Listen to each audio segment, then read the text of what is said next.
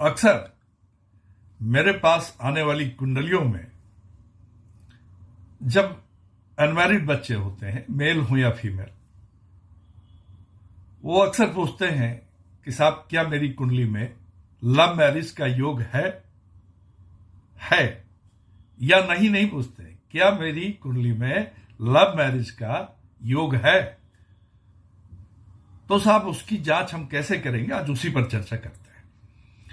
देखिए, वैदिक ज्योतिष के अनुसार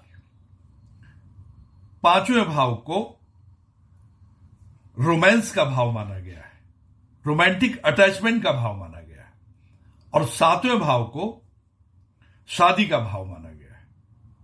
तो वैदिक ज्योतिष के अनुसार यदि पांचवें भाव और उसके स्वामी का संबंध सातवें भाव और उसके स्वामी के साथ बहुत गहन रूप में हो जाए, गहन का मतलब या तो पांचवें भाव का स्वामी सातवें में बैठ जाए, या सातवें भाव का स्वामी पांचवें में बैठ जाए, या पांचवें भाव का स्वामी और सातवें भाव का स्वामी एक दूसरे को देखें, एक दूसरे पर दृष्टि डालें, तो यह घनिष्ठ संबंध कहलाता है। और इन पर अशुभ प्रभाव ना हो तो बेहतर है।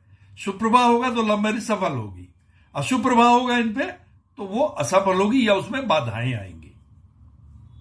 तो देखिए, अब यदि पांचवें भाव का स्वामी और सातवें भाव का स्वामी दोनों मिलकर के 11वें भाव में बैठ जाते हैं, 11वां भाव होता है फुलफिलमेंट ऑफ डिजायर्स का, यानी इच्छाओं की पूर्ति का भाव है।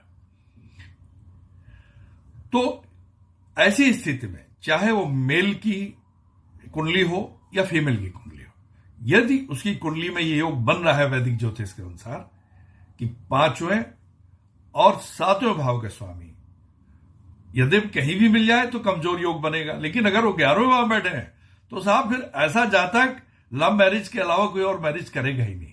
हम लव मैरिज को गलत ना समझें। लव मैरिज का मतलब होता है कि बच्चे एक दूसरे को जानने का प्रयास करते हैं, समझने का प्रयास करते हैं। यानी वो ऑल ऑफ ए सडन माता पिता ने कहा कि साहब यहां शादी तय करते हैं और आप तैयार हो जाओ, वो ब्लाइंडली उसके लिए तैयार नहीं होते हैं। वो कहते हैं नहीं साहब पहले हम बात करेंगे, समझेंगे, 5, 6, 7, 8 महीने। जरूरी नहीं कि उनके बीच में सेक्सुअल रिलेशंस हो या कुछ हो, ऐसा कोई जरूरी नहीं। समझते हैं, वो हो सकता है, हो भी, लेकिन ये आवश्यक नहीं है। इसीलिए आजकल जब भी ये पांचवा भाव आता है या इन्वॉल्व होता है सातवें के साथ साथ, 11वें के साथ साथ, दूसरे के साथ साथ, शादी के भाव होते हैं 2, 7, 11, लेकिन 2, 7, 11 के अलावा जब पांचवा इन्वॉल्व हो जाता है तो साहब वहां पर लव मैरिज इन्वॉल्व हो जाती है। लेकिन जो मैंने कॉम्बिनेशन बताया इसके अनुसार तो वो शादी आप मान के चलिए कि अरेंज होगी, पेरेंट्स अरेंज कर सकते हैं, लेकिन वो बाध्य नहीं है। वो कहेंगे नहीं साहब हम अपने तरीके से करेंगे। अब वो लव मैरिज भी बाद में अरेंज मैरिज होती है, इसलिए लव मैरिज, लव कम अरेंज्ड मैरिज कहा जाता है इनको, और ये सफल भी है आज की डेट में। मेरी तो ये सलाह है कि साहब बिल्कुल जांच समझ करके आप करिए शादी, ब्लाइंडली किसी कहने पे मत कर दीजिए। जीवन साथी में देखा आप तैयार हो गए प्रोफाइल देख के, आप बाकायदे जांच करिए, पहचानिए अपने पार्टनर को, तब मैरिज करिए और अपने तरीके से मैरिज करिए।